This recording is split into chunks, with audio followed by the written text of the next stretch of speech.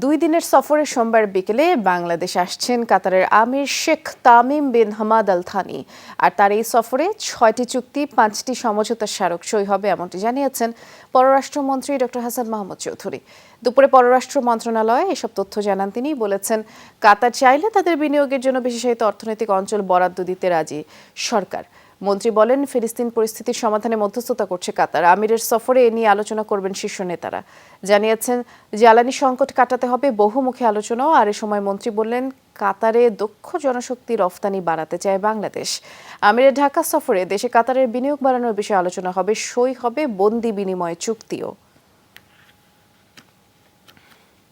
এই সফরে 11টি দ্বিপক্ষীয় দলিল স্বাক্ষরের কথা রয়েছে, তার মধ্যে 6টি চুক্তি এবং 5টি সমঝোতা স্মারক। আমরা আশা করছি এই সফরের মাধ্যমে, কাতারের মহামহিম আমিরের সফরের মাধ্যমে দুদেশের যে অত্যন্ত চমৎকার বন্ধুত্বপূর্ণ সম্পর্ক, সেটি নতুন উচ্চতায় উন্নীত হবে।